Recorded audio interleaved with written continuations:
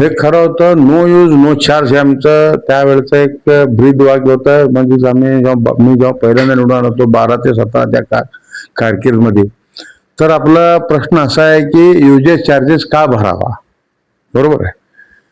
तर महापालिका जेव्हा हद्दवाढ जेव्हा झाली किंवा काही योजनेला त्यांच्या शेअर ऑफ कॉन्ट्रीब्युशन देण्यासाठी महापालिकेच्या माध्यमातून 10% व राज्य शासनाच्या माध्यमातून 90% हे दोन्ही शेअर होल्डिंग करून ज्या हद्दवाढ भागामध्ये पाईपलाईन नसेल, ड्रेनेज लाईन नसेल, रस्ते नसेल, या योजनेच्या अंतर्गतामधून टॅक्सेशन गोळा करून त्या योजनेला काही पैसे गोळा करून देत, म्हणजे हे योजना अंमलात आणणे.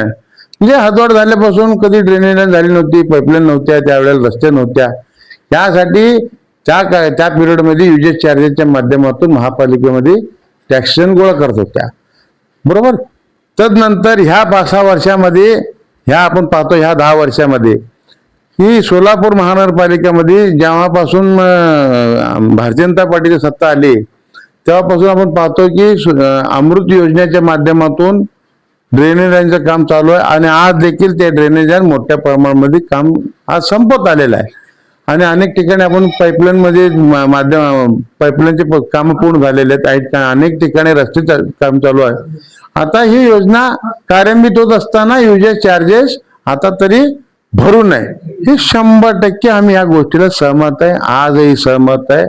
आता सर्व योजना अंमलबजावणी होत असताना जर महापालिकांनी आपल्याला जर युजेस चार्जेस वसूल करत असेल तर ते अन्यायकारक आहे आणि ते लोकांवर तो अतिरिक्त भार येईल.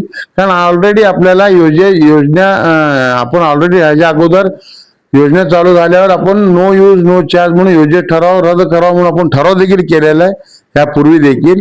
आणि आज देखील जर आपलं म्हणणं असं आहे की त्या युजेस चार्जेस भरावं लागत आहे, तर मी ह्या मताचा सहमत करत नाही, याला विरोध करतो. आमच्या येणाऱ्या बॉडीमध्ये किंवा आयुक्तांना विनंती करू किंवा आमच्या आमदार साहेबांच्या माध्यमातून विनंती करू की युजेस जिथं आपल्याला इम्प्लिमेंट म्हणजे योजनाच्या सर्व अंमलबजावणी चालू असताना, विकासाची कामं चालू असताना युजेस काढणं आता घेणं बंधनकारक नसतो.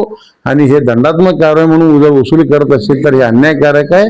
म्हणून युजेस चार्जेस वसुली करू नये म्हणून ह्या मताचा मी आहे.